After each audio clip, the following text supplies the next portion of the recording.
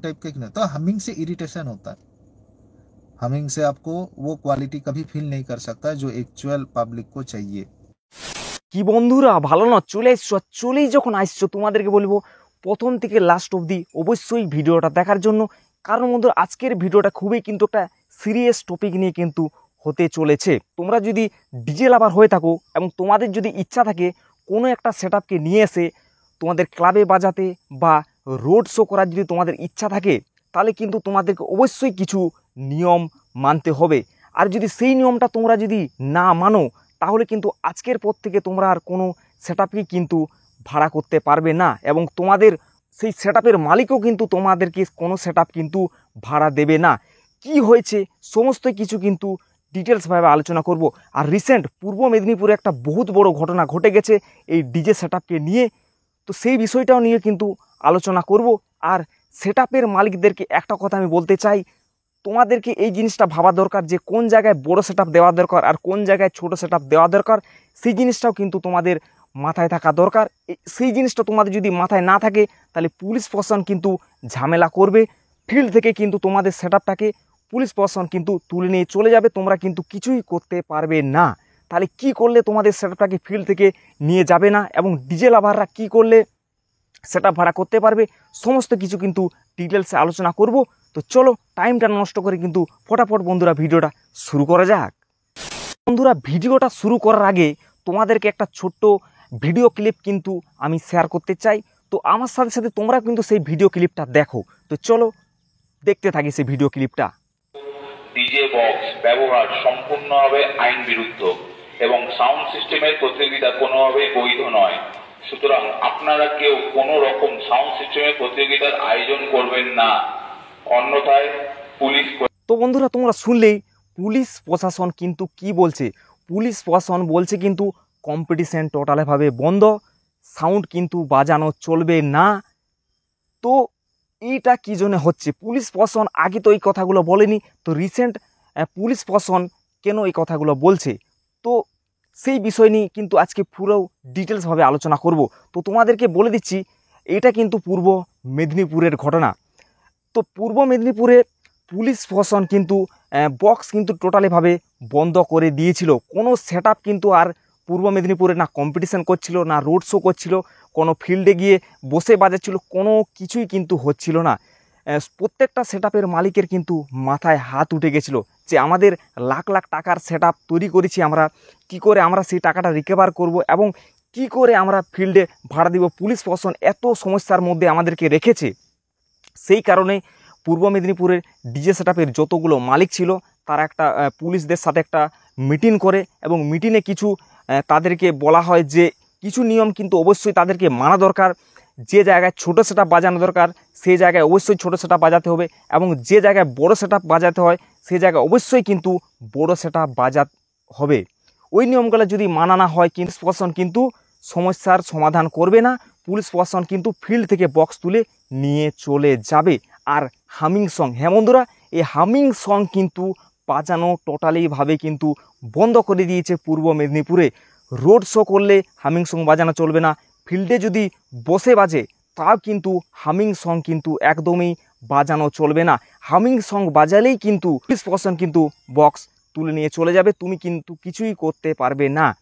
এই হামিং সংকে নিয়ে DJ sergeant, হ্যাঁ বন্ধুরা, হামিং সংকে নিয়ে ডিজে সার্জেন্ট তার চ্যানেলে লাইভ এসে কিছু কথা বলেছিল। কি কথা বলেছিল সেই জিনিসটাই তোমাদেরকে আমি শেয়ার করব। আর এই হামিং সং নিয়ে আমিও কিছু কথা তোমাদেরকে বলবো। তো চলো আমার সাথে সাথে ডিজে সার্জেন্ট তার লাইভ এসে হামিং সঙ্গের নিয়ে কি কথা বলেছিল সেটাই তোমাদের সঙ্গে শেয়ার করতে চলেছি আমি। তো চলো আমার সাথে সাথে তোমরা দেখো ভিডিওটা। टाइप के नहीं, तो हमिंग से इरिटेशन होता है। हमिंग से आपको वो क्वालिटी कभी फील नहीं कर सकता जो एक्चुअल पब्लिक को चाहिए। और हमेशा इसी तरह से हमिंग बजाते जाएंगे तो धीरे धीरे क्या होता है, मार्केट में भी इरिटेशन होगा तो कंप्लेन ज़्यादा होगा। कंप्लेन ज़्यादा होगा तो कहीं ना कहीं आने वाला समय में आपको ये जो बड़ा बड़ा रोड शो देखने को मिल रहा है ये नहीं मिलेगा भाई मेरे। ये रियल बात है। अगर हम लोग अभी भी क्वालिटी को फोकस नहीं करें तो जितना भी उछल कूद रहे हैं तो आने वाला समय में आपको ये साउंड सिस्टम नहीं देखने को मिलेगा, जो ऑलरेडी आप लोग का वेस्ट बंगाल में भी 32 स्पीकर का ये अनाउंसमेंट हो चुका था। ठीक है, पॉलिटिकल लीडर्स के आधार पर आप हो सके आप लोग उसको चला लीजिएगा, लेकिन कहीं ना कहीं धीरे धीरे कोर्ट से और भी रिस्ट्रिक्शन बढ़ते जाएगा। तो इस तरह का ये चीज़ में इरिटेशन सॉन्ग में आप लोग का ये बंद करना होगा और कहीं ना कहीं ये साउंड लाइन से ही दूर होना पड़ेगा। आपको एक बॉक्स बजाने के लिए भी सोचना पड़ेगा, जो कि ऑलरेडी मुंबई में भी हो चुका है, छत्तीसगढ़ में भी हो चुका है। তো তোমরা শুনলেই ডিজে সার্জেন্ট কিন্তু এই হামিং সংকে নিয়ে কি বললো। হামিং সং শুনলে কিন্তু ইরিটেশন হয়, লোক ইরিটেট হয়, এবং তোমরা এটা অবশ্যই চাইবে না যে সাউন্ড সেটআপকে ভাড়া নিয়ে এসে করে বাজিয়ে কারো সমস্যা হোক, কোনো লোকের কোনো ক্ষতি হয়ে যাক, এই জিনিসটা তোমরা কোনোদিনও চাইবে না। আমার অডিয়েন্স তো সেই জিনিসটা কোনোদিনও চাইবে না। ওই হামিং সং কিন্তু টোটালিভাবে আমাদেরকে বন্ধ করতে হবে। এবং পূর্ব মেদিনীপুরের যেসব ডিজেরা গান বানায় তাদের উদ্দেশ্যে আমি একটা কথাই বলছি, আরও নানা ধরনের বেস কিন্তু মার্কেটে আছে, ইডিএম আছে, ঢোলকি বেস আছে, আরও নানা ধরনের বেস আছে কিন্তু মার্কেটে। সেসব যারা ডিজে গান বানায় তাদের উদ্দেশ্যে আমি বলবো, ওই হামিং বেস বাদ দিয়ে এই নতুনত্ব কিছু যদি মার্কেটে আনা যায় তাহলে খুবই কিন্তু ভালো হবে, অডিয়েন্সের খুবই ভালো হবে। আর একটা জিনিস বলে দিচ্ছি, আমার এই ভিডিওটা দেখে পূর্ব মেদিনীপুরের অনেক অডিয়েন্স আমাকে কিন্তু কমেন্ট করবে যে আমরা কম্পিটিশনের সময় কিন্তু হামিং সং বাজাই।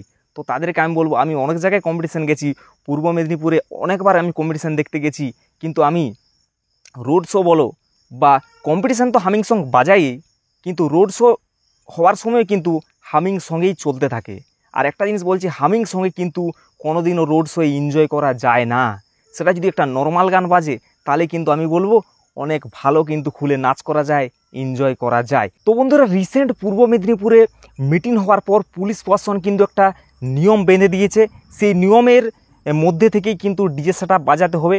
সেই নিয়মটা কিন্তু হচ্ছে, যদি সেটআপ রোড শো করে তাহলে কিন্তু সেটআপের স্পিকার সংখ্যা কিন্তু থাকতে হবে 16খানা। আর যদি কোনো জায়গায় বসে বাজে তাহলে কিন্তু স্পিকারের সংখ্যা থাকবে কিন্তু 32খানা। এর বাইরে কিন্তু যদি স্পিকার সংখ্যা হয় তাহলে কিন্তু পুলিশ প্রশাসন সেটআপ তুলে নিয়ে চলে যাবে, তুমি কিছু করতে পারবে না। এরপর আসছি সেকেন্ড নিয়ম। সেকেন্ড নিয়ম হচ্ছে, কোনো সরকারি স্থানে যেমন স্কুল হয়ে গেল, কলেজ হয়ে গেল, বা আশেপাশে যদি কোনো হসপিটাল থাকে সেই সব জায়গাগুলোতে কিন্তু বক্স বাজানো চলবে না। আর 3 নম্বর পয়েন্ট হচ্ছে, রাত 11টার পর বক্স কিন্তু টোটালিভাবে বন্ধ। আর এই যে হামিং সং দিয়ে কিন্তু রোড শো করা টোটালি বন্ধ। একটা পয়েন্ট কিন্তু আমি ভুলে গেছিলাম, সেই পয়েন্টটা কিন্তু হচ্ছে, কোনো ক্লাব যদি কোনো ডিজে সেটআপকে ভাড়া করতে যায় তো সেই সেটআপের মালিককে কিন্তু আগের বারে কোন সেটআপ সেই ক্লাব ভাড়া করেছিল এবং পয়সা কি বাকি আছে সেই সমস্ত কিন্তু কাগজপত্র সেই ডিজে সেটআপের মালিককে কিন্তু দেখাতে হবে। নাই তো কিন্তু ওই ডিজে সেটআপের মালিক কিন্তু কোনোদিনও সেটআপ ভাড়া কিন্তু দেবে না। তাদেরকে দেখাতে হবে অবশ্যই যে পয়সা বাকি আছে কি না। এই পয়েন্টটা কিন্তু আমি ভুলে গেছিলাম। এই নিয়মটা কিন্তু চালু করেছে, সেই জন্য কিন্তু তোমরা পূর্ব মেদিনীপুর আর কোনো কম্পিটিশনেই দেখতে পাবে না এই নতুন নিয়ম চালু করার পর থেকে। কারণ ছোট সেটআপ দিয়ে তোমরা জানো কম্পিটিশন করা যায় না।